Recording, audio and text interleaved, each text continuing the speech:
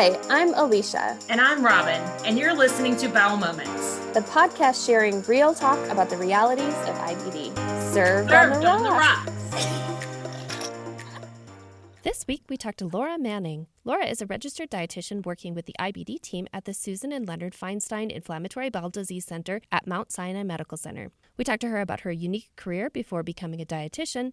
We talked to her about nutrition for people living with Crohn's disease and her research on scurvy and inflammatory bowel disease. We talked to her about nutrition supplements and working foods back into your diet. And we talked to her about fish. Cheers. Hi, everybody. Welcome to Bowel Moments. This is Robin. Hey guys, this is Alicia, and we are absolutely delighted to be joined by Laura Manning. Laura, we're going to get a chance to hear your story in just a second, but we are going to ask you the very unprofessional question of what are you drinking? Oh, I wish it was more exciting, but I'm actually, I'm having a cup of tea because my throat hurts. So it's a little chamomile tea.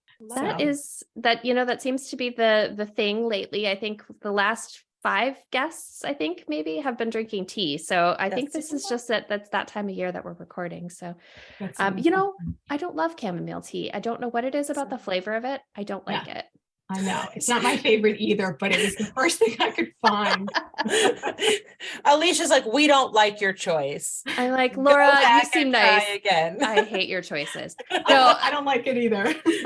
I don't know if it's like I don't know what it is. It's like sort of grass. Maybe flowery. It's flowery. Robin, what about you? What are you drinking today? As per my MO, am living on the edge. I am drinking a Bloody Mary. Oh. And I used to love Bloody Marys made from scratch. Like I'd make the mix from scratch and stuff, but I haven't had one in a long time because of my IBD. And we are going to give the old JP a test run tonight and see what happens with this Bloody Mary.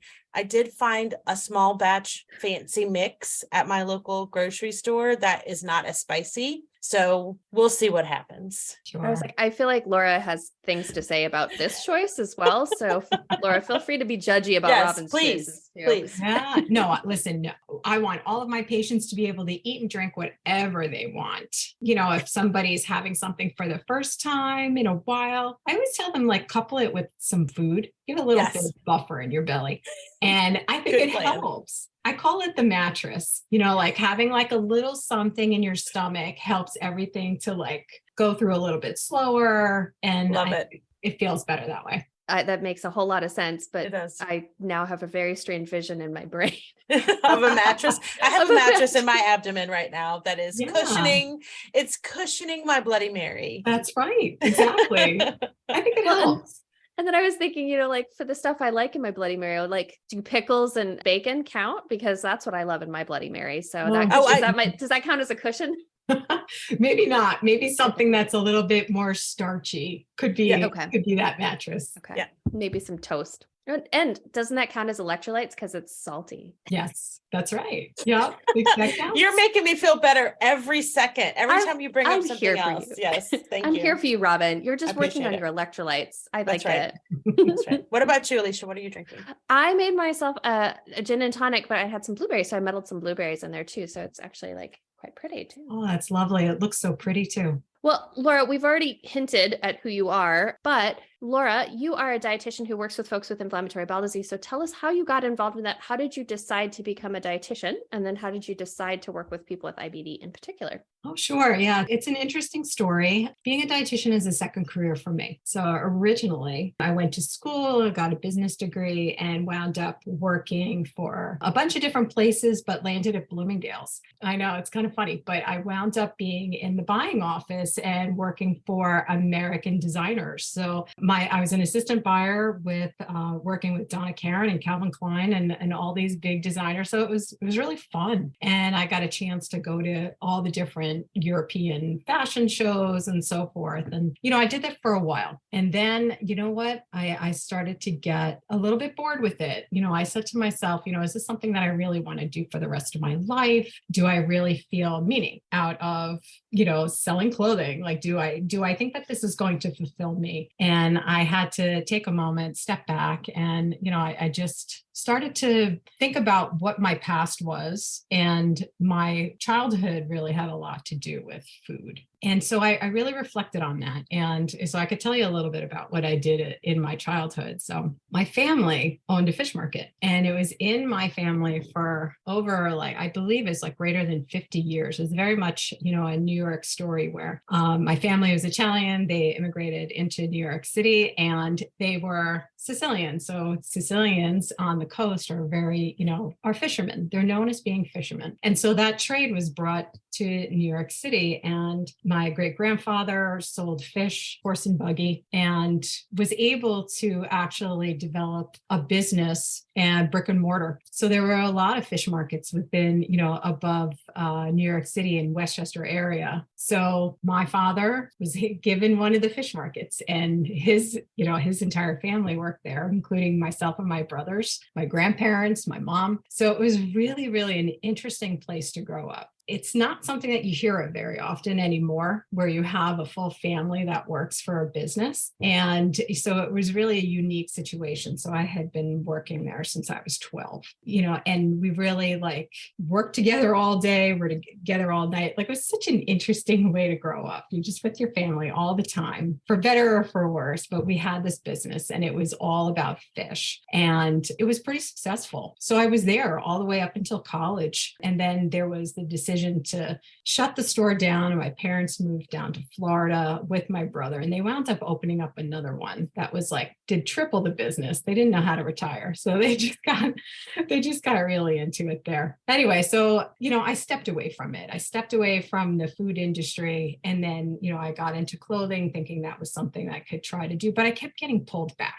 into thinking about food and really wanting to continue to be there. And my father was also someone who was very into nutrition. He, from day one, always wanted us to eat well all the time and make sure we always had the best food in the house, and always promoted eating fish all the time to all his customers and so forth. And that just stayed with me. It really stayed with me. And I said to myself, why can't I sort of go back into that and really do that as my life's calling? And be able to have a career where I help people and teach them what are the healthier ways of eating. And I decided to go back to school, and I had to go back and start from square one, Chem 101, anatomy and physiology. And it took me a while because of all the business courses that I had taken in the past, but I did it, and I'm so happy I did. I really am. I feel so good about what I do. I really, really enjoy it. So I get to talk about food all day.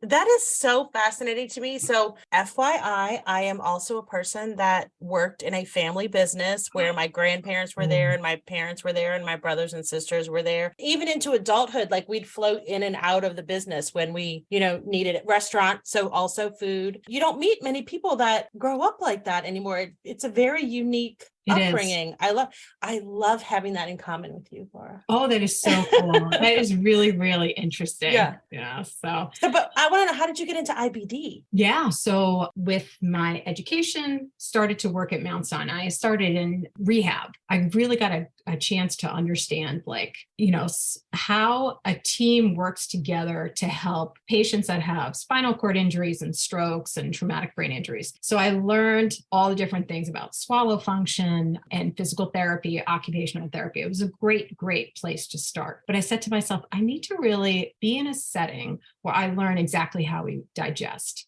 It's one thing to talk about food, but I really want to understand exactly how we metabolize this food and use the GI tract. There was an opening. There happened to be an opening at Sinai. And I said to my director, I said, I need that spot. Put me in there. And I've been in GI ever since. So I've been in nutrition for 20 years, but 17 of those years has always been within GI. And I have never looked back. That's really such a fascinating part of nutrition and digestion. So I've really, really loved being in that setting. So for IBD, Mount Sinai developed an IBD center while I was in general GI. And they asked me, and they said, would you like to come over and be in, this new clinical setting? And I said, absolutely. Because those patients needed my help.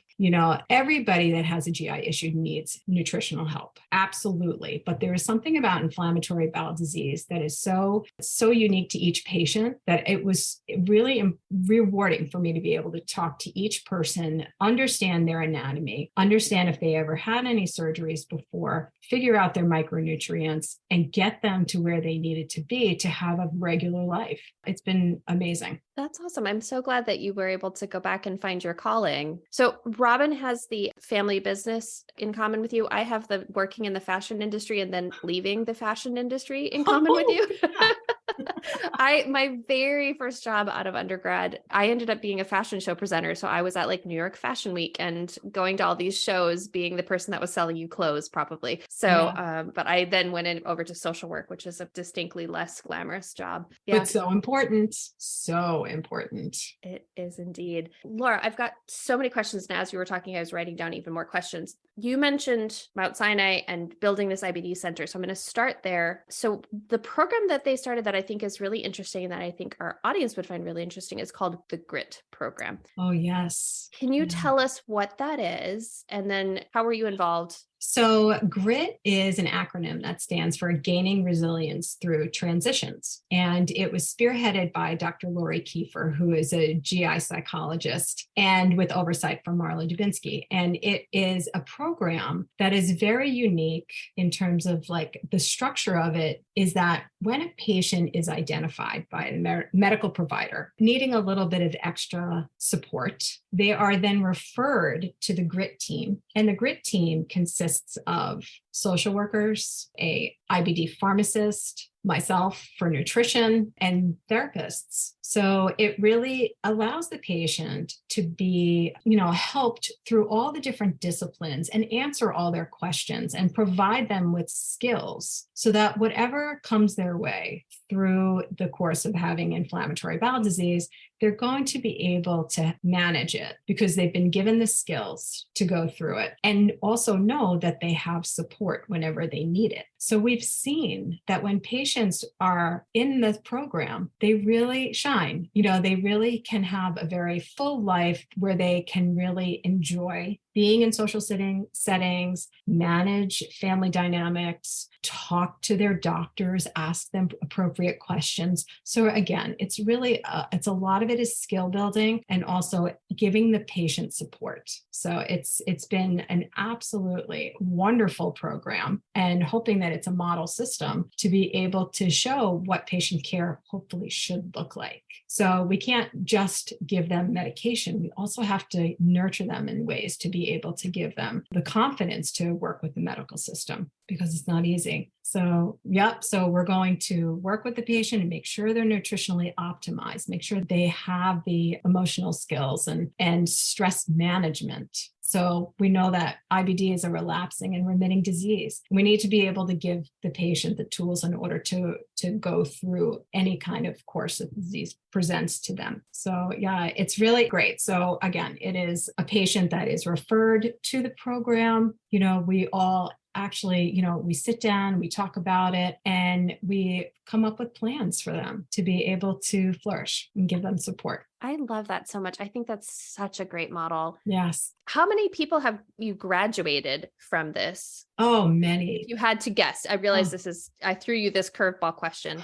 Yeah. It's been in fruition since 2016. Oh, wow. We've got a lot of years behind us, right? So, hundreds more. Like I wish I could give you a number. It's high. It's a high number. Because I know that you guys wrote a paper about this program, and that would have been in 2018, probably 2017. Right. That makes sense. About the results and kind of like how this has helped people like decrease opioid use for pain and decrease the amount of time that they're showing up in the emergency room and all of these other healthcare related utilization things that go down because maybe you spend a little more money up front getting dietary services and psychology and things like that your insurance insurance is paying for, but it pays off in the end because it decreases all these other things. You absolutely just nailed it. Like that's exactly the purpose. The absolute end goal is to decrease those kinds of costs overall, again, while building resilience in the patient population. So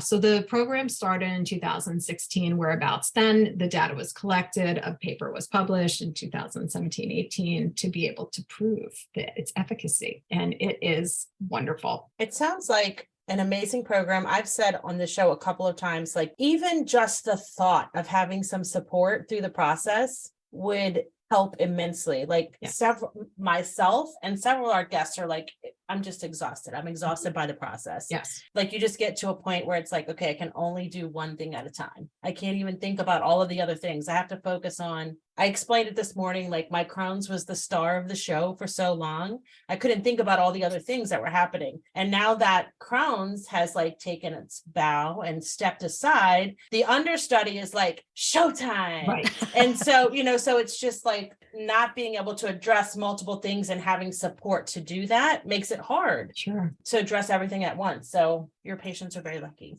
Yeah, I would agree. And hoping that, it's a model system and others can sort of create similar types of medical homes for their patients as well. Yeah. And we've talked about this with other folks is like, the issue is things like sometimes social work and dietitians and therapists.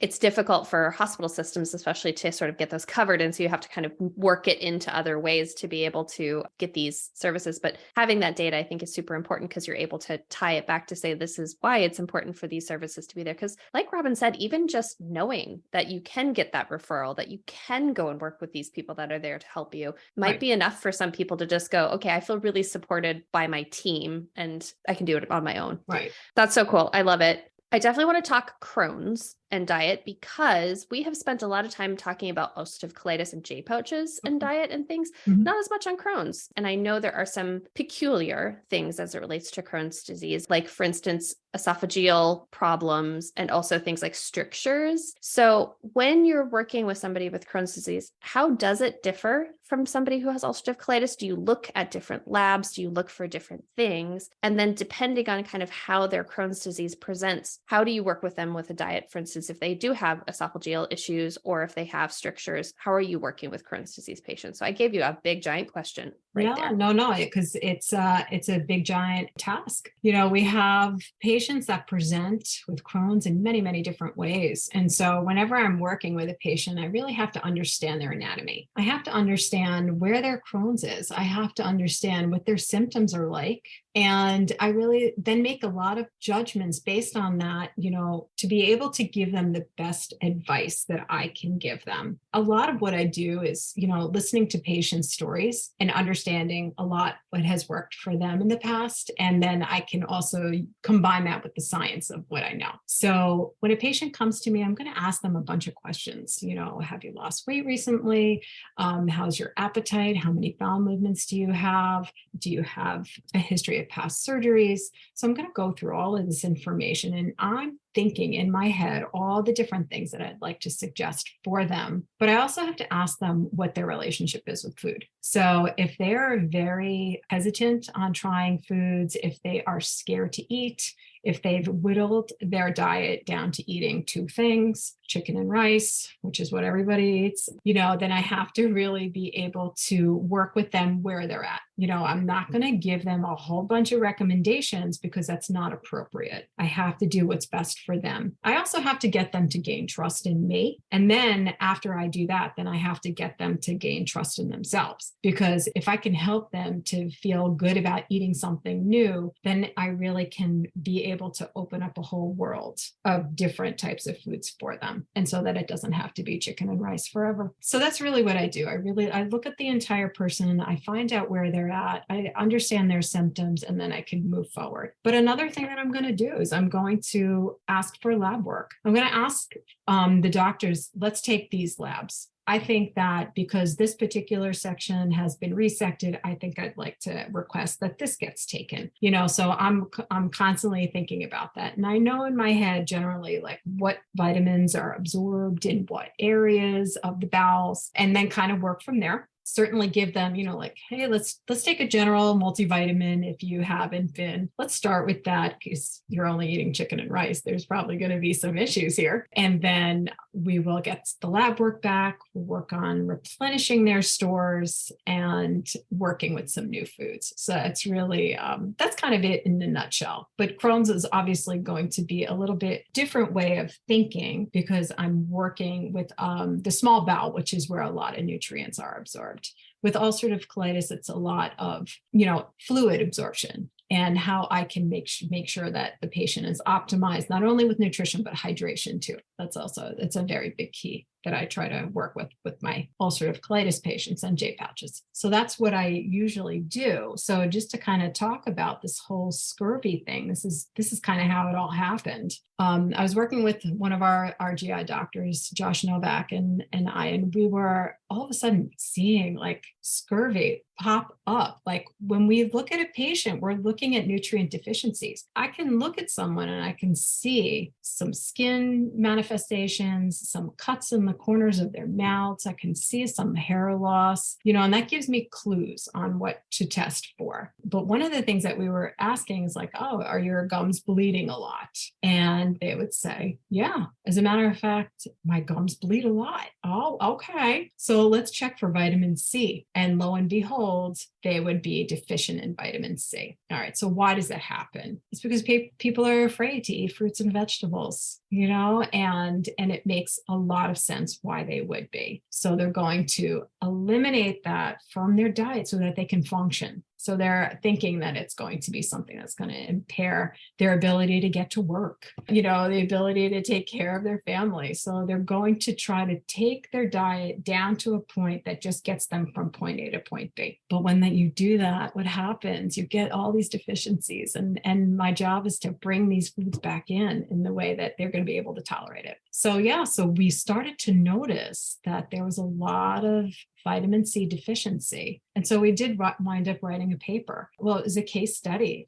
We took a snapshot in time and just found that there was just an extraordinarily large amount of people that we were noticing after testing for vitamin C deficiency in patients with regularity, that there was a very large percentage. And so it's now standard of care. Like we need to now make it a point that when we're seeing someone for the first time, that we do a whole panel. We do a lot of blood work on them to see where are you at your first diagnosis, and then follow up after that to make sure that they do not have any deficiencies moving forward. So we always want to capture them. We want to get them at the beginning. So scurvy, what actually is that? That is a vitamin C deficiency, but you also have to have a symptom of it too. So it could manifest itself in bleeding gums, in skin, red patches, and it could also affect your hair follicles too. So if you have a symptom plus vitamin C deficiency, it's called scurvy, and it's not for pirates.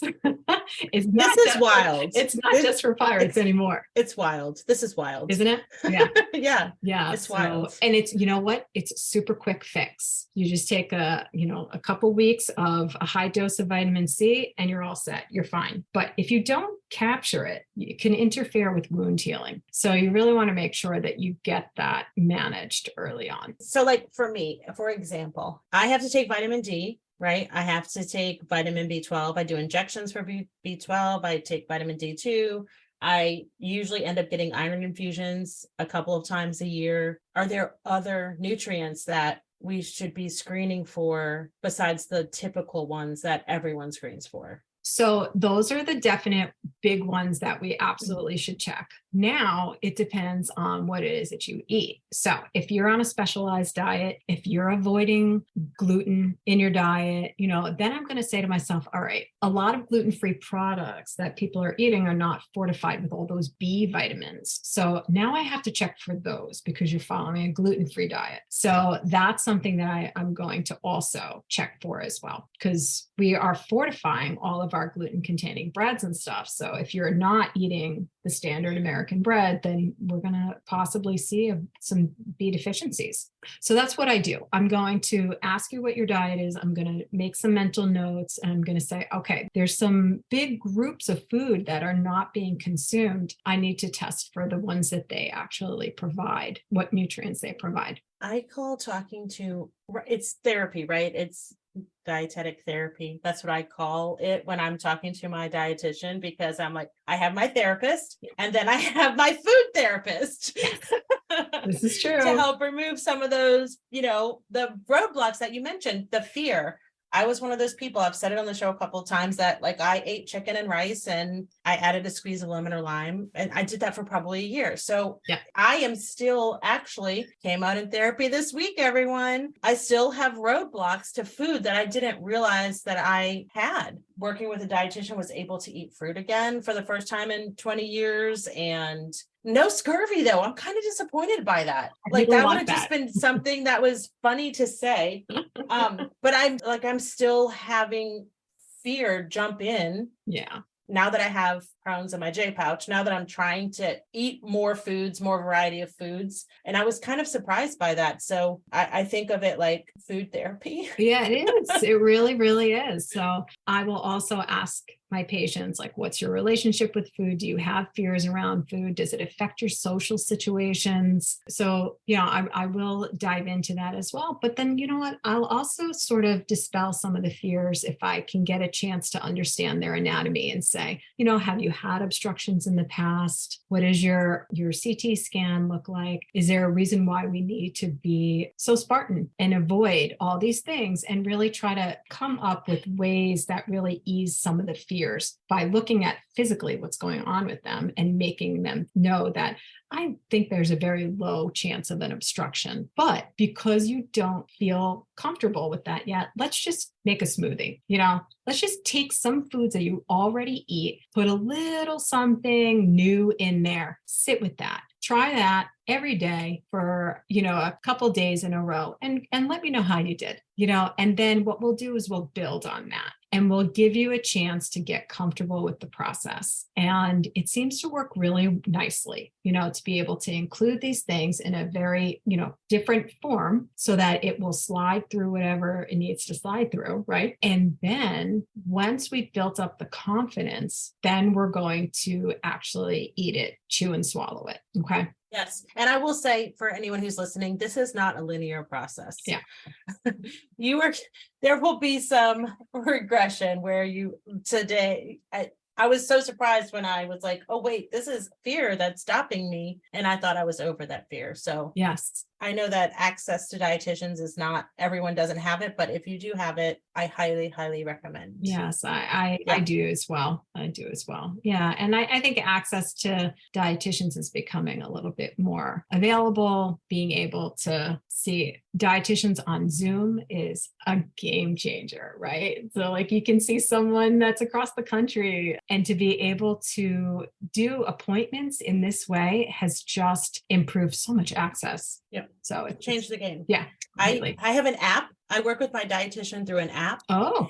And my assignment this week for everyone, since I'm just oversharing, sorry, Laura. I get to upload photos of what I'm eating and like the ingredients, so that I can say like I'm adding something new over the course of these few days. I personally need some accountability, because I will say I'm going to add it and then, stop short. And so it helps me with that. Oh, I love that. I appreciate it. Yeah. I think that's really wonderful. So listen, whatever works between you and your dietitian to get you to move forward, it could be different for each person. I think that that's really fun to make something. I think our patients also need to be able to touch the food, cook it, get in the kitchen. I think that there's a large amount of people that just don't do that, for various reasons. They're so fatigued, they can't get to the store. There's so many reasons why I understand that. But when there's a time when there is a little bit of energy and they can get a moment to touch the food, chop it, prepare it, smell it, like to be able to fully immerse yourself in the cooking process, it's huge, it's powerful. And it tastes really good when you make something yourself. You feel like excited that you made something. It's like arts and crafts. So I always want all of my patients to be in the kitchen and cooking. So I'm curious, when you're working with patients that are trying lots of different types of medication, are there certain medications where okay, we definitely have to monitor for this? I know one of the things that's come up is folic acid and methotrexate. Is that right? Mm-hmm. Okay. Yeah. But are there other medications where you kind of go, okay, I know when you take X medication, we maybe see a little bit more of this, or we need to optimize this specific micronutrient? Well, number one is steroids. If someone's on steroids, they've got to make sure that they're taking some sort of calcium and vitamin D. If they're on it for a prolonged period of time, we suggest a bone density exam after about 3 months if they're on it for longer than 3 months. So we want to make sure that there's good bone mineralization going on, but that would be ideal. So first I'm going to check on their diet, see if they've got some calcium containing foods that they're eating throughout the day. And then if I don't, then I'm going to suggest a supplement. So that's the number one medication is steroids. I'm going to be on that. I'm going to make sure that they are understanding the importance of calcium and vitamin D. Is there anything related to any of the biologics that you'd have to track or anything like that? No, Okay. nothing That's with good. biologics Good to know. at all. No.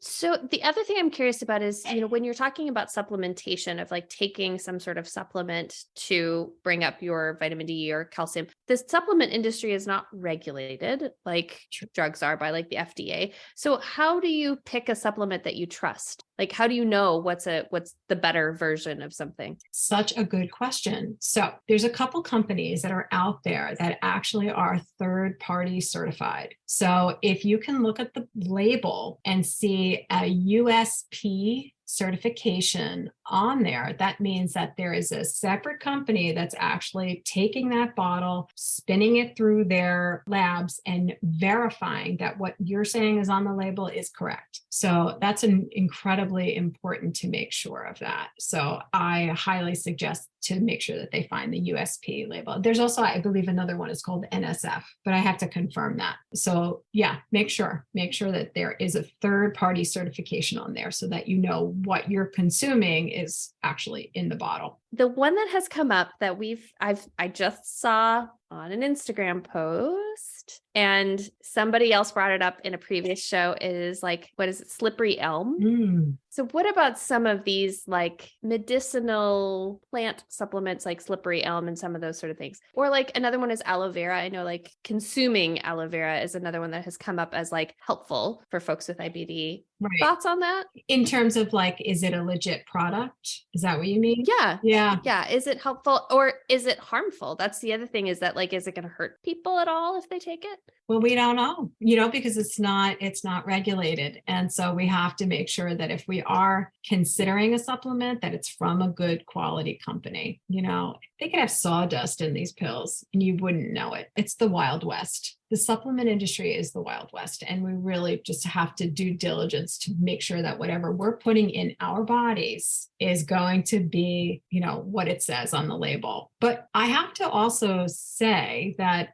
anytime a patient is going to be taking something, if they can run it by their doctor first, if they have access to a pharmacist to talk to them about it, because there's a lot of potential drug interactions, or will the herb interfere with the absorption of the medication that you're taking? So we really have to take a moment and say, I think I need someone else to hear this and tell me whether or not this is going to be a good thing for me to pursue. That's tough because, you always want to try to do things that are going to help the situation, and you want to try, but we have that particular part of this, the supplement industry, we need to take a step back and really take a look at who the manufacturer is and see whether or not it's going to interfere with anything. You can tell me if you don't want to answer this question, but I know that sometimes people say, you know what, vitamin C deficiency is common in people with IBD. So they just immediately go, all right, I'm just going to start taking vitamin C. Or vitamin D, a lot of times is also deficient in people with IBD. So they just take vitamin D without necessarily doing the labs and making sure that it's something they should be supplementing. Yeah. Is there anything that is commonly that you see folks taking that perhaps is something they should not just go ahead and take as a way without getting it checked by their labs? Yeah, actually, I do want to talk about vitamin C a little bit more here because, with COVID, everybody was taking vitamin C and copious amounts of it. They were doing all these packets, 1,000 milligrams in one shot. And everyone's like, why do I have so much diarrhea? And I don't have any inflammatory markers that are elevated. Vitamin C wrecks you. It's acid. You really are going to give yourself some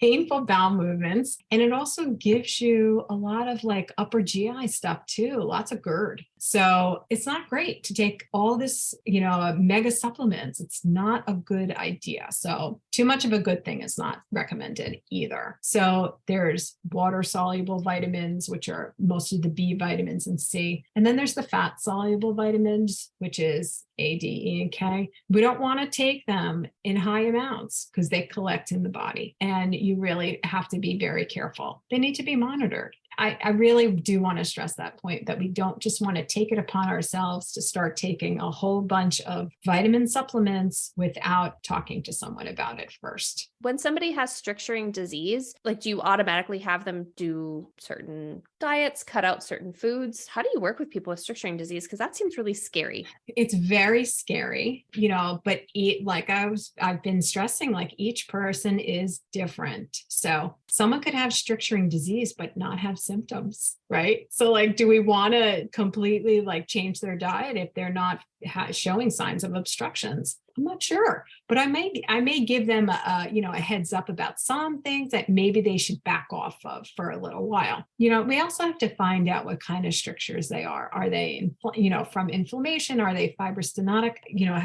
Are they able to be like dilated? So we have to kind of also figure out like what kind of strictures that they have, and also work with that, because maybe they're starting a new medication and the inflammation is going to go down and open everything up. But if it's fibrostenotic, then I'm going to have to, really be very, very careful for very long periods of time. So I'm going to do texture modifications. I'm still going to have them have fruits and vegetables, but I'm just going to change their shape. I'm going to tell them peel and cook all your vegetables till they're fork tender. I'm going to tell them to peel all their fruits, but I may have to go one step further. I may have to do soups and smoothies, puree them up. I'm going to take a look at, the kind of meats that they're having. I'm going to see whether they're having handfuls of nuts and suggest that they do nut butters instead. So I'm going to look at the hard, frank material and say, all right, I think let's back off this, change their shape, continue to eat them, but let's just make sure that it's going to slide through a narrowed area. And for the most part, it can work. Another thing that's very interesting is like timing of meals. So a lot of people will eat very light during the day and then eat their heaviest meal at night. I tell people to switch it. I tell them have a larger amount of food in the beginning of the day and end it very light, because you're upright. I want gravity to work. I want all the food to kind of move through your body while you're working, while you're moving around, so that you're not having to deal with a large bolus of food in the middle of the night. So that could be very, very helpful. Why does that sound so groundbreaking? I mean, why hasn't anyone said that on the show before? Why? I'm giving you away all my secrets. And this is why you make the big bucks. I don't know about that. No. I agree. I was like, why is this so revolutionary? Like, I'm staring at you with my mouth open.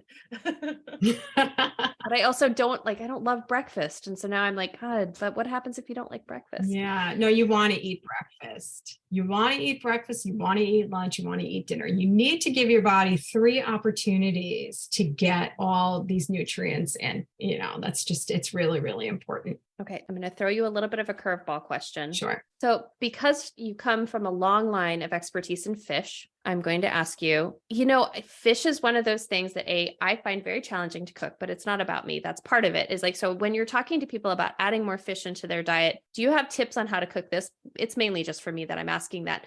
But second, I know, people have a lot of concerns with fish because of mercury and microplastics and some of these things that we're now seeing in the food supply coming from fish. So do you have recommendations for fish that is not as scary for people? Sure. I think that the larger the fish, the longer it's been living. Okay. So it's going to pick up pollutants in their muscle. So the smaller the fish, the less pollution it's going to hold on to. So you want to sort of stick with the smaller fish if that's a concern to you. If you are not someone that eats a lot of fish and you want to have a bigger steak fish, eat it. It's better to eat it than not. You know what I mean? So we kind of really have to weigh the pros and cons here. I want everybody to eat fish. It's expensive. It's so frustrating. So if you can eat it, buy it, enjoy it. I really don't want to put up too much of a restriction on it. If someone has a stricture, I tell them to avoid maybe clams and oysters, and like any kind of like hard muscle. So that would be what I would recommend for that. But if you want a simple recipe, start with like flounder. Okay. So just get some flounder, put it on a cookie sheet, get a little olive oil on top, sprinkle some breadcrumbs, and then drizzle again with some olive oil. Bake it at 350 degrees for 15 minutes, and then put it under the broil for 5. If your fork goes through nice and easy, it's all done. Just make sure you have a nice vegetable and a little starch to go with it too. So that recipe actually works for most fish. Laura, thank you so much for coming on the show and for going into so much detail. Like, we really appreciate your expertise. But now it's time for me to ask you our last question. So you're a medical professional, so we can go either way. We want to know what's the one thing that you want the IBD community to know or other medical professionals to know. Sure. I would like for all the medical professionals that are working with patients with inflammatory bowel disease is screen for malnutrition. Screen them from day one, just find out where they're at, and you're going to have better outcomes. Patient will have better outcomes in terms of, their disease course, less hospitalizations, quicker healing, whatever comes their way. If they're nutritionally optimized, you're going to have better outcomes for the patient's disease. So that is number one. And for the patient population, I would love for them to ask to have them be seen by a dietitian from their first appointment. And not only that, but if they would be able to take some blood work to see what their nutritional status is. Check some vitamin levels, basic panel, and I think that really is a good starting point. But I think that we really need to go ahead and really bring more attention to malnutrition and take care of the patients that need to be taken care of quickly. Such great advice. It is good advice. Don't be scared to ask. If you need permission, Laura and I give you permission to ask. You know your body better than your physician, better than your dietitian, better than your spouse or your mom or whoever it is. And so when you feel like things are off, ask. I know after 23 years when my iron levels are dropping. I know that I have cues. My hair starts falling out. I start getting more fatigued. So whenever that starts happening, I just send a little message to my patient portal and say, hey, we should probably check my iron levels because my hair is starting to fall out again. And that's the first sign. Yeah. And then sure enough, I'm back to getting iron infusions again. So don't be scared to ask. You know your body better than anyone else. And it's telling you what's happening in there. I agree. 100%. Good advice. Well, and if you're still feeling off, it might not, maybe it's after you get those labs done, it might not be something that's nutritional, it might be something else. And even then that's worth checking out as well. So correct. I agree. Awesome. Laura, it was so lovely to meet you. It was so lovely to have you on the show. Thank you so, so much. I know people always love to hear from our dietitians that specialize in IBD. So I know they'll find this just as valuable as we have. So we are going to end by saying thank you so much for being on the show. And thank you everybody else for listening. So cheers. Cheers. Cheers. Thank you so much for having me. It was such a wonderful time. Thank you. Hi, this is Laura. If you enjoyed this episode, please rate, review, subscribe, and share it with your friends.